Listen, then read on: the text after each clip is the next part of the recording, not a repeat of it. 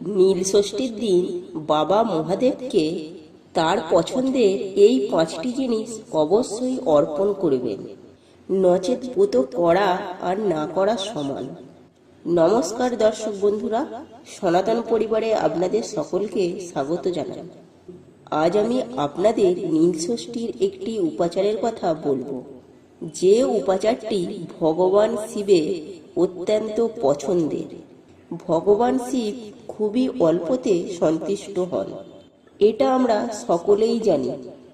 তাই তো তার পছন্দের মতো জিনিসগুলি আপনার সামর্থ্যের মধ্যে। এই বিশেষ নীল ষষ্ঠীতে, যেদিন নীলের বিবাহ হয়েছিল, এমনই এক পবিত্র দিনে আপনার সামর্থ্যের মধ্যে, অথচ শিবের পছন্দের এই 5টি জিনিস যদি আপনি দেবাদিদেব মহাদেবকে অর্পণ করতে পারেন, তাহলে নিজের ভাগ্যের চাকা নিজেই খুলে দিতে পারবেন। বাবা মহাদেব ধ্বংসের প্রতীক হলেও তাকে যদি ভক্তি সহকারে তার আরাধনা করা যায়, তিনি ভক্তের সকল মনোবাঞ্ছা পূর্ণ করেন।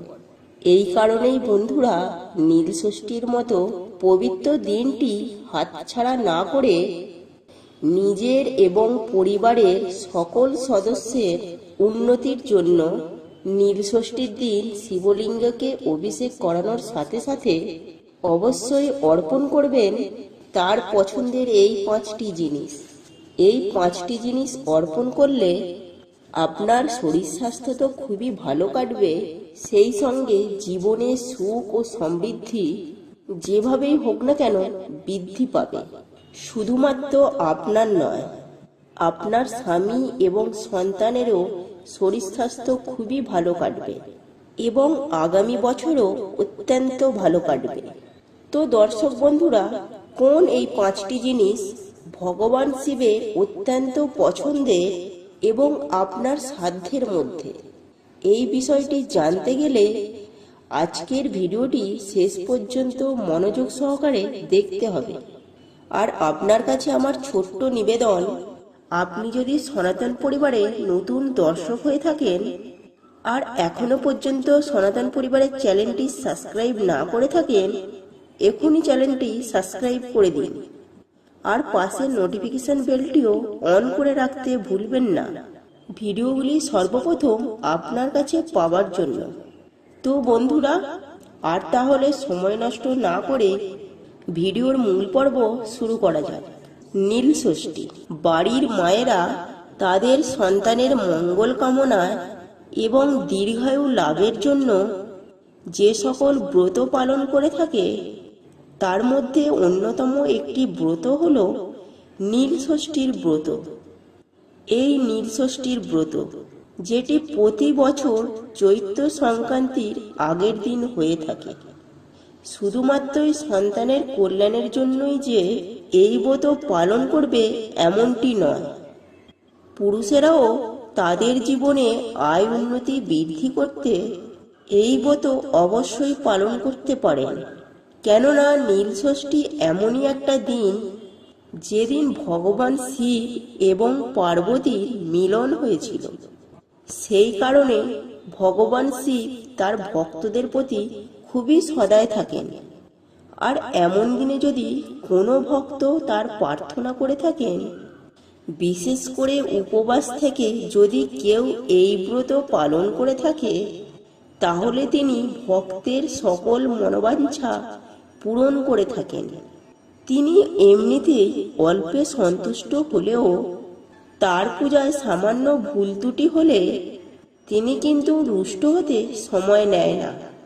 সেই কারণে ভক্তি সহকারে বিশ্বাস নিয়ে তার পূজা করুন, সুফল আপনার হাতের মুঠোয়। তাই তো বন্ধুরা, আপনার পক্ষে সম্ভব হলে এই দিন সূর্য উদয় থেকে সূর্যাস্ত পর্যন্ত উপবাস থাকবেন। আর শিবলিঙ্গের অভিষেক করানোর সাথে সাথে যে জিনিসগুলি অর্পণ করবেন, তার মধ্যে প্রথমত হলো বেলপাতা। হ্যাঁ বন্ধুরা, আমি আপনাদের আগেই বললাম, ভগবান শিব অল্পতেই সন্তুষ্ট, সামান্য বেলপাতাতেই তিনি সন্তুষ্ট হয়ে যান। যদি ভক্তি সহকারে তার পূজা করা হয়। তাই তার পছন্দের 3টি বেলপাতা দিয়ে শিবলিঙ্গকে অভিষেক করানোর পর তার মাথায় চন্দন দিয়ে বেলপাতা নিবেদন করবেন। তবে বেলপাতা যেন নিখুঁত হয়, অর্থাৎ ছেঁড়া বা ফাটা বেলপাতা যেন না হয়, আর সেই দিকে লক্ষ্য রাখবেন। দ্বিতীয়ত যে জিনিসটি নিবেদন করবেন সেটি হলো আকন্দ আর ধুতরা ফুল এবং ধুতরা ফল। তাকে অবশ্যই নিবেদন করবেন। যদি এটি নিবেদন করেন তাহলে আপনার জীবনে সুখ সমৃদ্ধি বহু গুণে বৃদ্ধি পাবে। তৃতীয়ত যে জিনিসটির কথা বলবো সেটি হলো আপনার শিব পূজা করা হয়ে গেলে শিব ঠাকুরকে একটি ছোট ত্রিশূল নিবেদন করবেন। আর শিবের হাতে আমরা সব সময় ত্রিশূল দেখে থাকি। তার পছন্দের অন্যতম একটি জিনিস হলো ত্রিশূল। সেই কারণে আপনার সাধ্যমতো পিতল বা লোহার কোনো একটি ছোট ত্রিশূল আপনি বাজার থেকে কিনে আনবেন এবং নীল পূজা করার সময় বা নীল পূজা সমাপ্ত হলে শিব ঠাকুরের পাশে ত্রিশূলটি নিবেদন করে আসবেন।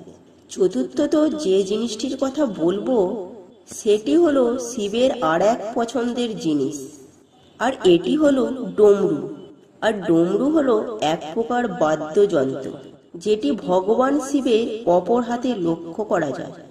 আর নীল ষষ্ঠীর দিন আপনি যদি দেবাদিদেব মহাদেবকে সন্তুষ্ট করতে তাকে যদি ছোট ডমরু নিবেদন করেন তাহলে আপনার ভাগ্যের চাকা খুলতে বাধ্য।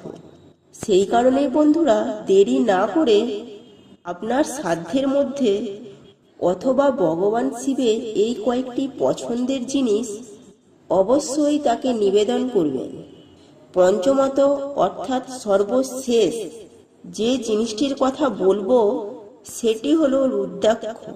আর রুদ্রাক্ষ হলো শিবের অশ্রুধারা থেকে নির্গত একটি ফল। তাই নীল ষষ্ঠীর দিন একটি রুদ্রাক্ষ বা রুদ্রাক্ষের মালা অবশ্যই নিবেদন করবেন। খুবই ভালো হয় যদি এই দিন আপনি নিজে রুদ্রাক্ষ ধারণ করতে পারেন। শিব ঠাকুরকে পূজা করা হয়ে গেলে হাতে রুদ্রাক্ষের মালা নিয়ে 3 বার ওম নমঃ শিবায়, 3 বার ওম নমঃ শিবায়, ওম নমঃ শিবায় মন্ত্রটি জপ করতে একেবারেই ভুলবেন না। 2021 সালে নীল ষষ্ঠীর ব্রত এইভাবে পালন করে দেখুন, সুফল আপনার হাতে নাতে। আপনার বাড়িতে যদি শিবলিঙ্গ থাকে, নচেত বাড়ির পার্শ্ববর্তী কোনো শিব ঠাকুরের মন্দিরে গিয়ে দুধ, গঙ্গা জল, ঘি, ডাবের জল ইত্যাদি দিয়ে শিব ঠাকুরের অভিষেক করাবেন। অভিষেক করানোর পর আমি যে 5টি জিনিসের কথা বললাম সেগুলি তাকে নিবেদন করবেন। যদি 5টি জিনিস নিবেদন করা সম্ভব না হয়, অন্ততপক্ষে একটি জিনিস হলেও তার উদ্দেশ্যে অর্পণ করবেন। তারপর ওম নমঃ শিবায় মন্ত্রটি 3 বার জপ করার পর আপনি করজোড় করে তার উদ্দেশ্যে আপনার সকল মনস্কামনার কথা বলবেন। তো দর্শক বন্ধুরা, এই ছিল আজকের ভিডিওর আলোচনা।